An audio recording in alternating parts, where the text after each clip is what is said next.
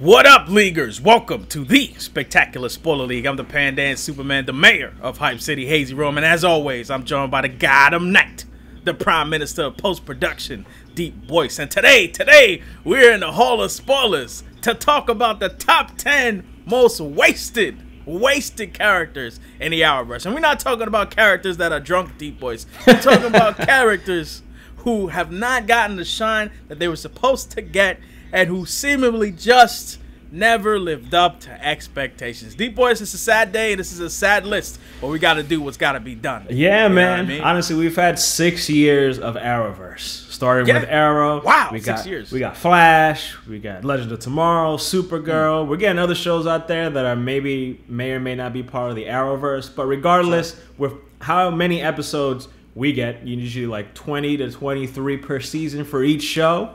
You know, some of these characters, they fall through the cracks. They slip through the cracks. Either they don't get enough time being developed, or they're too throwaway, or you know, what have you. We'll get into it. Like Hazy said, top 10 wasted Arrowverse characters. Let's get right into it. Let's get into number 10, Hazy. Number 10, we got the man, the hot man, Firestorm over here, and we're talking particularly about the Jax and Stein pairing, but also low-key, the Ronnie Raymond and Stein pairing as well. So, I mean, the thing about Firestorm is that, you know, Firestorm, you know, has been built up from literally season 1 of Flash through, you know, the current season of Legend of Tomorrow. And it's been a long time to, you know, to see these characters on screen together and hopefully, you know, become sort of a hero that is representative of the Arrowverse. But I think, and this is a complete guess, but I think we don't see like the actual Firestorm combination enough in the Arrowverse, and it's probably due to budgetary constraints. You know, graphically speaking, it's hard to, you know, have the budget and have the necessary allocations to create these characters. But I mean, the Firestorm character is just never on screen a lot, and then I feel like the Jax Stein relationship is more or less boiled down to, oh, we have a psychic connection, but you didn't tell me that. You were hiding something from me. Oh, I'm sorry for hiding this. Oh, we learned to trust each other. But then they keep having that same, you know, back and forth about that over and over again, and it just shows a lack of growth. It's just honestly a waste, and they seem to go out of their way storyline-wise to have them separate and not be in the same situations when, let's be honest, this Firestorm combination is your ace in the hole. Like, he's your powerhouse, and yet they seem to separate them all the time. But anyway, moving on to another disappointing entry on this list. Number 9. Coming in at number 9, we've got a team here, okay? We're talking about the combined Legion of Doom from Legends of Tomorrow, Season 2. We're talking about Reverse Flash, Damien Dark, Malcolm Merlin, and Captain Cole for like 2 episodes.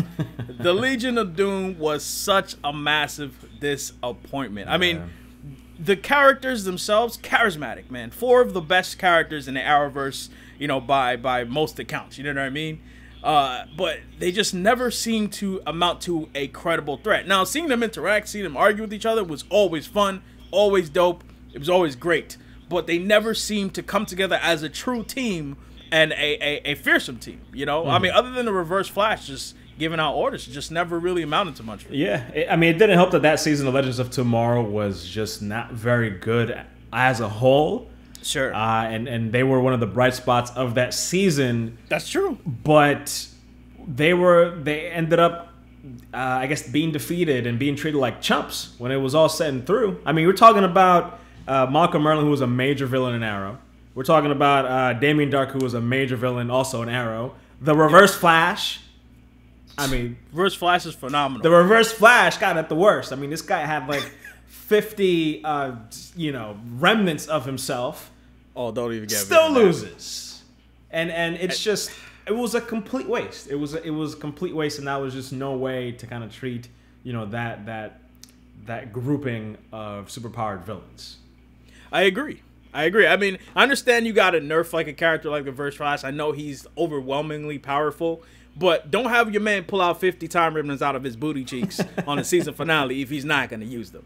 You know what I'm saying? And I also felt like when you look at the machinations of a Malcolm Merlin and Damien Dark and a Captain Cold. It just seemed a little silly that they were just taking orders from Reverse Flash just, because he was calling the shots, And don't get me wrong, it was definitely explained why, they were doing that. Reverse Flash, being a time traveler, just had a lot of access to information. Mm-hmm. But once again, I would have loved to see them come together more as a team and actually be a formidable force to be reckoned with. And I just never got that at all, man. But DeepBoyce, let's move on to number 8 to keep this depressing conversation going, man. Number 8. Number 8 is the Demon's Head, Ras al Ghul. From Arrow. As I like to call him, Ras al Ghul, as in Ras al Bull crap, man, because he was whack on Arrow season 3, DeepBoyce. Terrible. Yeah, he was in season 3, and listen, I'd say the first half of that season was rather entertaining. When he stabbed Oliver Queen, and and he whooped that behind, son, that was dope. Yeah, that was a great way to kind of have a mid-season break there. For sure. And, we had our trepidations coming into that season. We were a little worried, especially since Ras al Ghul is a big Batman villain. Yep. And for them to kind of just throw him into Arrow, it's just like, well, we want Arrow to be Arrow. We don't want it to be too much like Batman. But the tail end of that season, the way they just kind of wrapped everything up, again, a big waste and just a big middle finger to Ras al Ghul, he's one of the most dangerous people on Earth.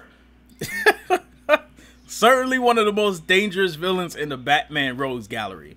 And he had this obsession with Oliver Queen and him being his successor. Mm-hmm. And that was another thing, too, where it was just kind of like, I hate to say it, but when you look at comparatively, the portrayal of Oliver Queen, who's heavily inspired by Batman in the Arrowverse, when you look at the portrayal of Oliver Queen versus what we know about the portrayal of Batman, it just... Oliver Queen never quite measures up to who Bruce Wayne is, being a master detective, having the relationship with Talia al Ghul, where, Ras al Ghul not only sees Bruce Wayne as a mental and physical successor, someone who could, carry on the legacy of Ras al Ghul in those two ways. He also sees him as someone who could provide an heir to the Ras al Ghul legacy by, marrying his daughter and having kids. Now, Ras al Ghul basically did a forced marriage between Nyssa and Oliver Queen, but it just never had the same complications and the same storyline interest that Bruce's attachment to Ras al Ghul normally has. I think it says a lot that instead of it being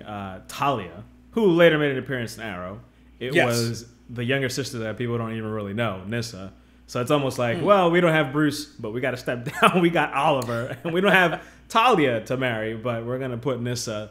And and like you said, just two similar story beats and elements. I mean, we've already seen this from Ras al Ghul. They could have really taken that character and done something just different instead of just doing a Batman story. It did not do the character service, and that end fight and the revelation of Oliver just like, oh, I'm happy now, and it's just the way that season ended didn't do the season justice, didn't do any of the characters justice, didn't do Ras al Ghul justice, and it was a waste.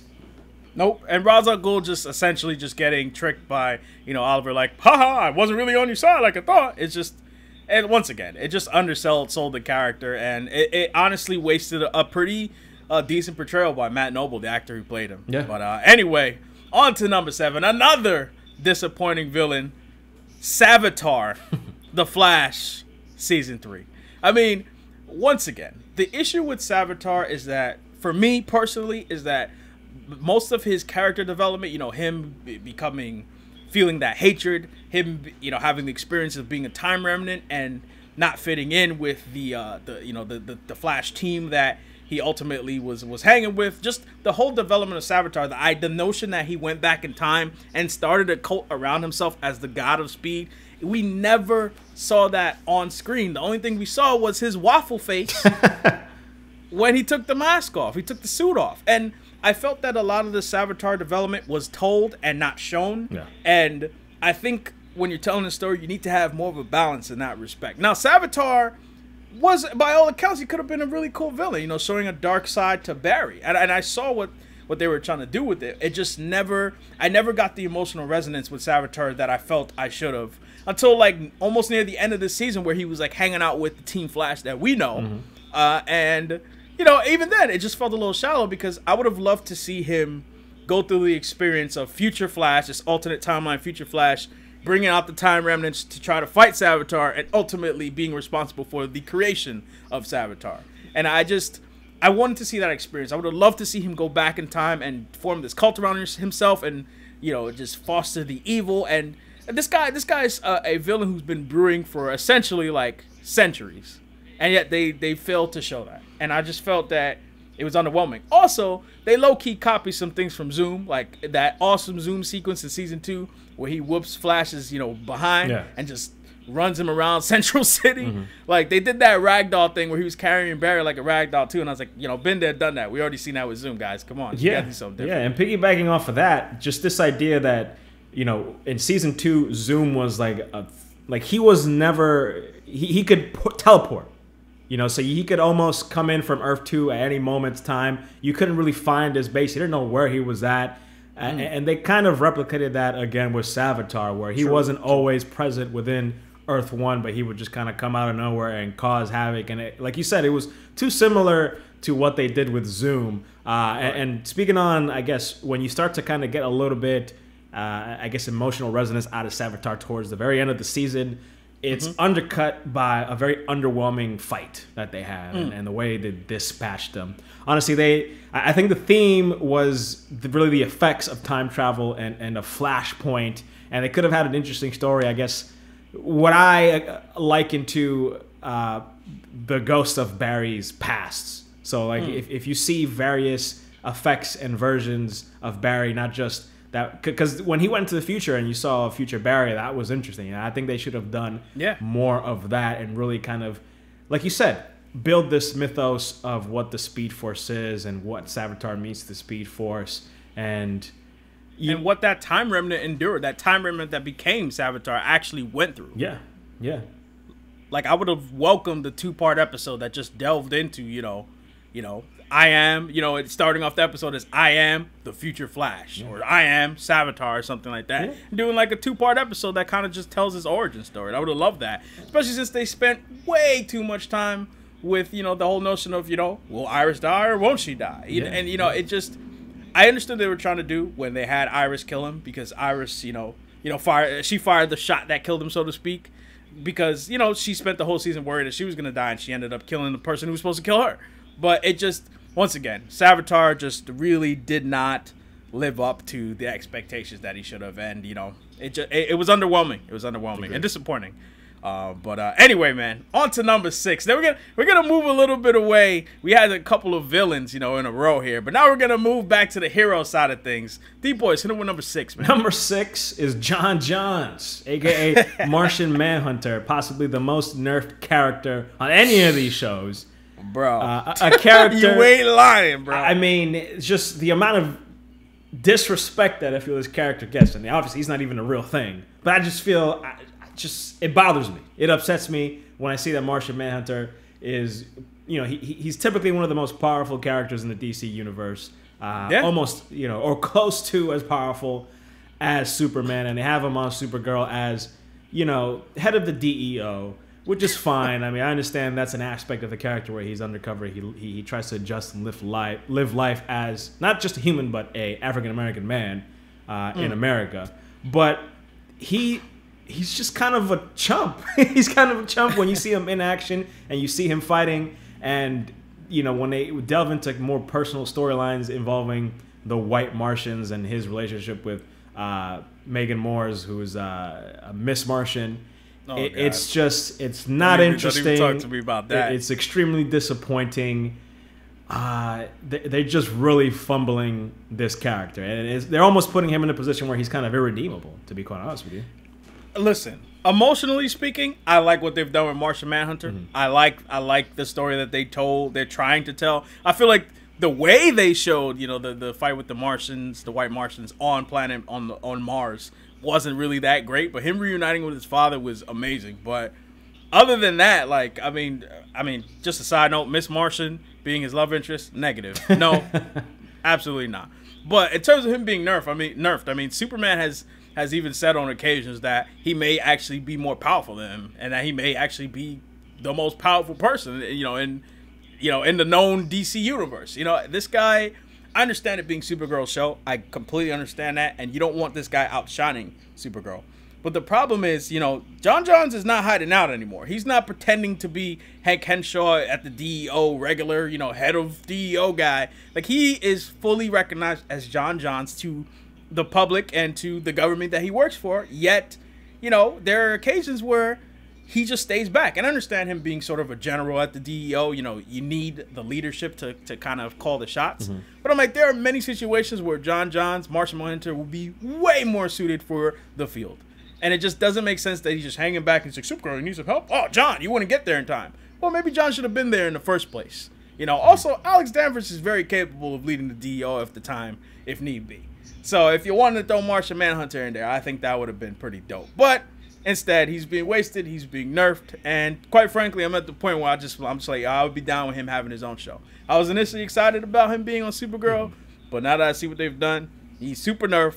And I've had enough of Martian Manhunter getting nerfed. Like, this has been happening since the Justice League animated series, where he would go and attack somebody. He'd be like, "Oh my gosh, the psychic connection is too strong," and just pass out. Like, enough already, okay? Yeah.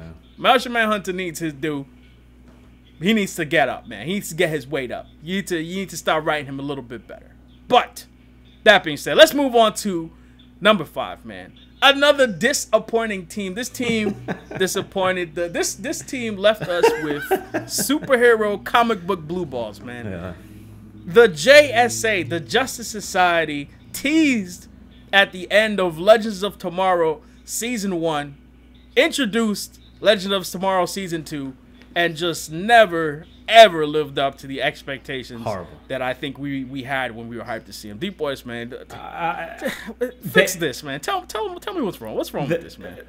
One of the things that we are excited about or would want out of Legend of Tomorrow is a revolving door of superheroes. DC has a whole cavalcade of superheroes that they can kind of throw in there and just kind of just work with, going through time, different places and all that. And the end of Season 1, while there were problems with Season 1, but the end, teasing the JSA, got us really excited for Season 2. For sure. And then Season 2 comes in, our man gets killed, right? Oh, that was... listen, I understand the actor was... You know, he's on the show Suits. Like, I get that, like, you know, commitments and stuff. But I'm like, really? Really? Just instantly kill him as soon as you pop up? You got go ahead, man. You got this one character who really only served to build up Citizen Steel. He's just in a storyline. Yes. I guess it's his grandfather, right? Or his he's just there just as a side note to kind of give more humanity to Citizen Steel, to make you care more about that character. I think, what's her name? Stargirl? Stargirl. She's in some wackadoo, just Camelot episode where she's like some sort of magician. Never see her again. And then Obsidian. I mean, what did that character do? He was a cool looking character, but honestly, what did that character do besides get murked? I think he got murked. Like towards the end of the season. Honestly, the Justice Society, like, I expected it to be a situation where maybe even it was an antagonized situation between the Legends and the JSA, where maybe they were working alongside each other to try and stop something. And I thought it would come to a situation where the Legends learn from the JSA, learn to be a better team. Because that's kind of the thing we were waiting for with the Legends, seeing them learn to work better together. And it just never happened. Instead of all of the Spear of Destiny crap, it could have been like, you know, American history themed. Where the JSA, they're an old school American team, and you know, a lot of the places, the anachronisms that they're trying to solve are in different points in American history. And like you said, the Legends learn from the JSA, and the JSA even learn themselves. They kind of get a better perspective of what it means to be a team, like an American team, what American history really is about. You know what I mean? But again, they just had them split here and there, and then some of them die, and then some of them it's just like but halfway through the season, it's just like one of them pops up, and you're like, "Yo, I don't care. Like, I just forgot about these guys." Like JSA, this is just. I dare to say that this is probably the quickest deflated choice on our list. Yeah. I think this might be the one that, I don't know if it's the one that had us the most hype and then disappointed, but it's definitely up there in terms of, like I said, like comic book blue balls. Like it really took a lot out of us in that respect. And also, like, I hate to say it, but costume-wise, they really didn't look that great either. And I kind of... There was also Dr. Midnight, who literally just had, like, the smallest role ever in that. But it was just... I don't even know, man. I think Obsidian is still alive, maybe, but I think he's just kind of like... I don't know. He was old and not doing anything. Anyway, man, let's move on. That's depressing me, because you got, like, one of the most classic DC teams, man, and you're just going to waste them. Like, no heavy hitters, nobody that looks cool, not even, like... Sandman, nothing, son. Get out of here, man. Number 4, DeepBoyce. Hit him with number 4, man. I'm getting depressed as the further I go on this list. Number 4, and probably the inspiration for this list, is Leonard Snart, a.k.a. Captain Cold. Yes, sir. Who seems his time in the Arrowverse is almost done. Yeah, he seems to be wrapping it up as of the crossover on Earth X. Yeah, Wentworth Miller gave out a statement that he was pretty much going to be done. The terms, the contract, his time over, and there were some good aspects of Captain Cold. Sure, I'd say and when he was in Flash, there were some aspects that were pretty good. I mean, they did a quote unquote Rogues in season 1, and that, in my opinion, was one of the worst episodes they had. I thought it was supposed to be like a proto-Rogues type of thing. But, I'll let you finish, but that's where my problem lies, pretty much. No, I agree. They were proto-Rogues, but they never really and truly had the... I mean, I guess they did later on, but it was without Captain Cold. And just like, that whole episode and how it ended with Barry getting whooped up in that air hangar. It wasn't the most fun episode. But then, obviously, we got excited because, Wentworth Miller, who plays Captain Cold... he was one of the first, if not the first, of a couple of characters that were signed onto this Arrowverse sort of like deal or contract where he would not just be in the Flash, but he would be on other episodes. And we would see him more in Legends of Tomorrow because he became a regular of that cast, Legends of Tomorrow. Yeah, but then and he was fine in Legends. Yeah, he was fine. He's fine. The redemptive arc he got, him sacrificing himself, he was fine. But my issue lies in the fact that, like, Captain Cold is supposed to be the leader of the Rogues and an enemy to Flash. And although he has an interesting relationship with Flash, it never, ever gets the shine that it should. And with Wentworth Miller, like, he wouldn't be on this list if Wentworth Miller wasn't ending, his run with the Arrowverse. You know what I'm saying? Like, I would be fine with Captain Cold because I'm like, well, at least there's potential to work with him in the future. But now that Wentworth Miller is pretty much done with the character, I'm like, okay, this character was a waste. Yeah. This is one of, like, the Flash's most well-known characters, and also, like, Leonard Snart is a genius. Like, he's a really smart criminal mastermind, and we just never got to see him assemble a team. I mean, we saw it, on a couple of occasions, but it just never felt like the Rogues were, that Monday to Thursday threat for the Flash. Yeah. You know what I mean? They're just a footnote in the Rogues gallery, for lack of a better word, Rogues gallery that Flash has. And I just feel like he underwhelmed in that respect. He was great on Legends as, like, sort of an anti-hero or a hero eventually, but just the lack, he just never lived up to the potential that I feel Captain Cold could have, especially as a leader of the Rogues. You know what I'm saying? That's really what it comes down to. And this may be somewhat controversial, but maybe, now that we've seen how it's all kind of played out, maybe they should have saved that character and put him in the movies instead. Maybe they would have done a better job with the Captain Cold character in the movies. Maybe. I feel like he would have ended up being a joke character anyway for the movies, to be frank. But they had, what's-his-face, Captain Boomerang, right?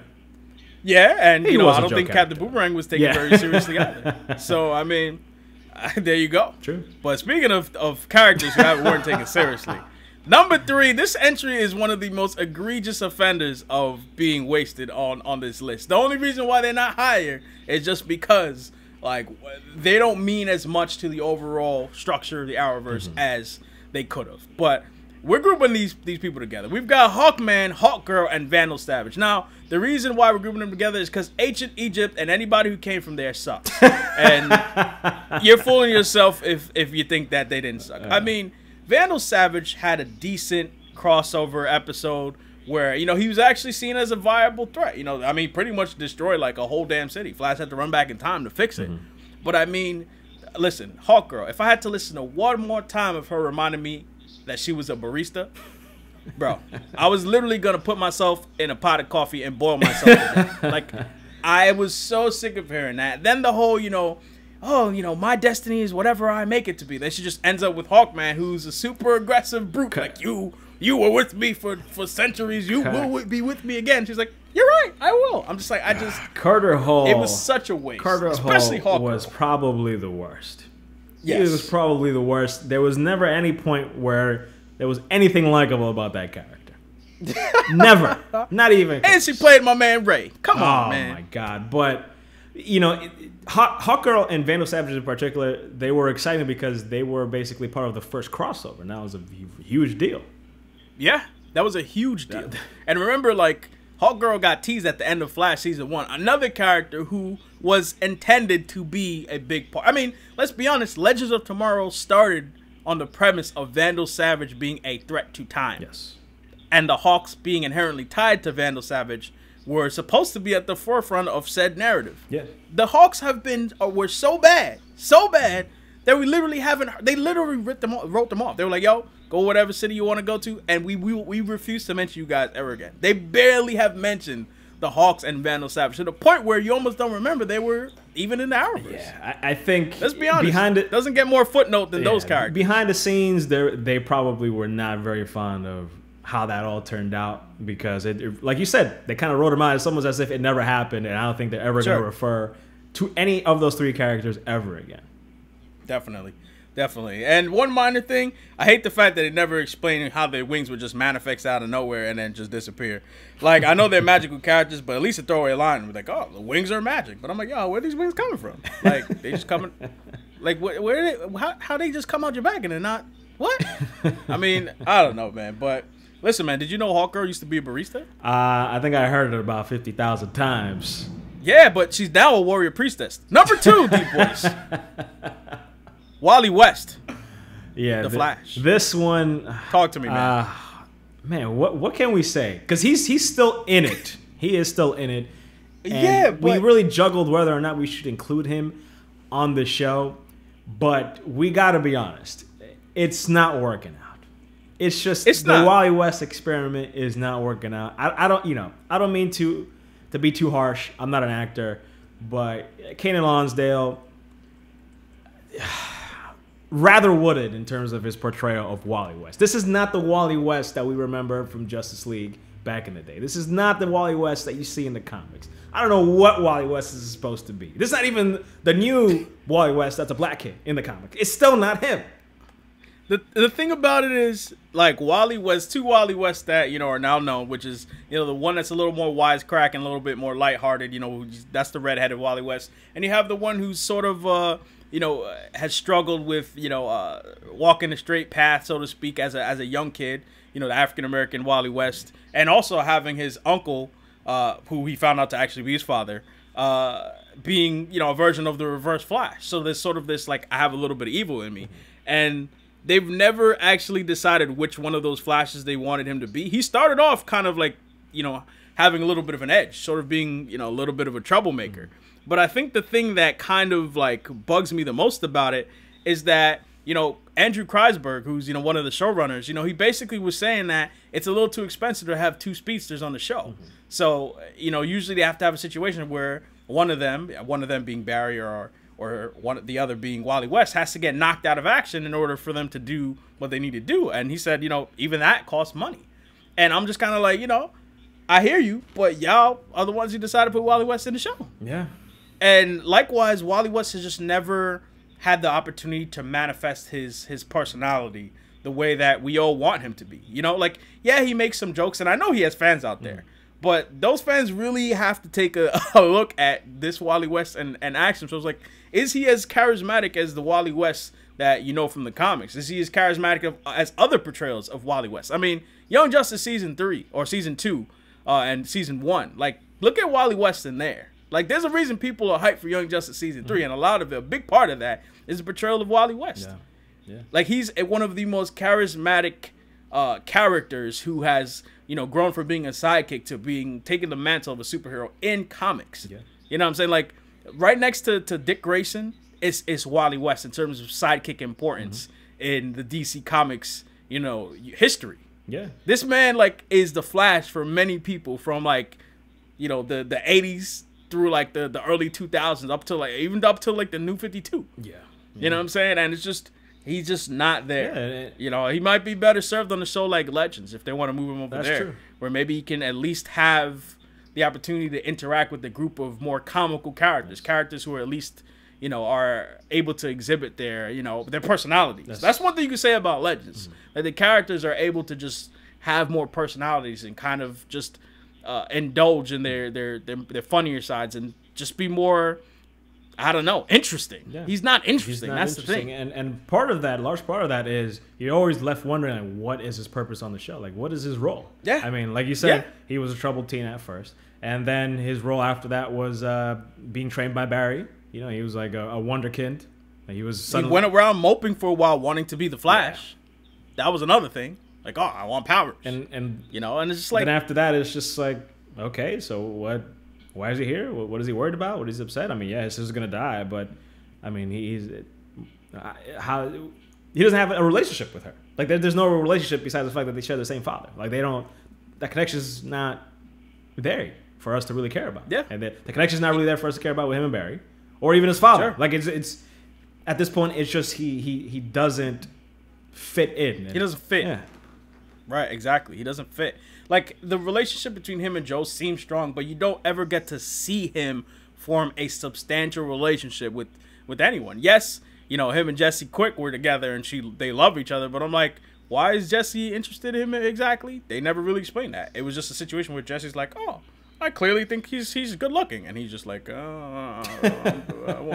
I want speedster powers. And, you know, like I said, just never, even when he tries to crack jokes, there's always like an awkwardness, sort of like the character's being held back. I don't know if it's the actor, I don't know if it's the writing, I don't know what it is, but it's a shame because I was really excited for Wally West on the show. Yeah, I really want to like him. And there's probably really do, and I still do like him. I just want more. There's probably still a chance. There's probably still a chance. There's still a chance. Yeah, because his run's not over, and they've been clear about him having a future in the Arrowverse. Yeah. So and he's this high on the list because we feel that he's a rather important character, like a major character in these shows. Exactly. Anyway, DeepBoyce, number one, DeepBoyce. Let them know what it is. This character ain't got no other chances. That's it. It's over for this character, and this one's probably the most obvious choice. This is probably everyone else's number one choice, or at least one that people would mention often when we pose this question to you guys. But it's Black Canary, Laurel Lance. Yes. The love. The inferior Lance. The inferior Lance. As we mockingly call her from time to time. Listen, I like Katie Cassidy a lot. I think she's been pretty great as Black Siren. But when you look at like what Black Canary, Laurel Lance was supposed to mean for Arrow, like this was supposed to be the female lead for this show when Arrow started. And we just slowly saw her kind of just back away, slowly. I mean, yeah, she inherently, you know, became the Black Canary, inherited that mantle. But to be honest with you, the most noteworthy story she got was, there were two times where her story was significant. That was one when Oliver Queen was out of action, and it was Roy Harper, you know, Laurel, and Diggle kind of holding down Star City. And then the second time was her essentially building up to her death. Yeah. You know, by the hands of Damien Dark. I mean, Black Canary is essential to the Oliver Queen character. Once again, referring to the comics and virtually any other version of Oliver Queen, with the exception of Smallville, where, you know, he ended up with Chloe Sullivan.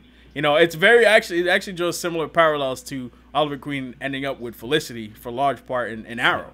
But Black Canary she is a super strong character who is oftentimes Oliver Queen's conscience, and she's also the person that kind of would bring him back down to earth when he just kind of be, you know, acting like a rich dude who thinks he could solve everything with money. Yeah, I mean, and I think she brought a tremendous balance to his character that Laurel Lance never, ever had. Yeah, and the writers recognized that, and that's why Felicity, who, you know, Emily Bett Rickard, she wasn't meant to be a star of the show. She was a recurring character, but then they saw Felicity's popularity and she got elevated, and that, you know, eventually led to a reduced role for Laurel Lance, her death ultimately. Yeah, I mean, honestly, with the Oliver Queen character, you can't have Oliver Queen without having Black Canary, Dinah Lance. Like, exactly.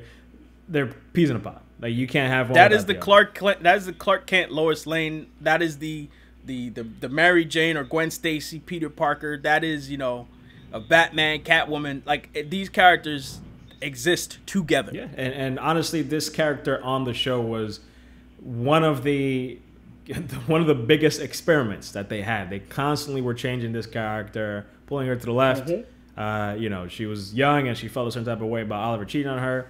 Then her sister's back. Then she's an alcoholic. Then she's training with Wildcat. Then all of a sudden she's dead, but then she's not dead, and then she's dead. And then there's Earth 2 version of her. You have her sister's Black Canary. You have the new one, Dinah, that actually is a metahuman. You have that other, I guess, I forgot her name, but I guess she was Arsenal. Not Arsenal. Artemis. Yeah, she kind of had the black. She's kind of pretending to be Black Canary for a little bit. Yeah. So I mean, the character is all over the place, and I think it's a welcome addition that the new Black Canary, Dinah, let's just call her, Dinah Drake. She is a stable character, at least for the time being, and that's that's the most that you can ask for at this point in time for Black Canary in Arrow. Honestly, yeah. But you know, it's a damn shame, and again, yes, they're going for a different take on Oliver Queen on Arrow. She's supposed to be more like Batman, but it was a bit of a waste, and it's rather unfortunate the back and forth and the pulling that they did with this Black Canary Laurel character, and eventually just kind of killed her, and it was very unfortunate and very unsatisfying, especially after going through it for 4+ seasons. Absolutely, man. I couldn't have said it better myself, man. But anyway, that brings us an end to this depressing list of the top 10 wasted characters in the Arrowverse. Let us know if you agreed with the entries on this list. Let us know if you think we missed anything on this list. And by all means, support the Spectacular Spoiler League by hitting the subscribe button and turning on notifications. Hit that little bell icon so you can be up to date with the latest and greatest coming from the Spectacular Spoiler League. Drop us a like so we can get this video out there and, you know, hopefully hear some more opinions about the Arrowverse and some characters that we'd like to see get some more shine. But that being said, me and DeepBoyce, we're going to get out of here and get some ice cream to cheer ourselves up after talking about these whack characters. And we'll see you guys on the next one. Peace.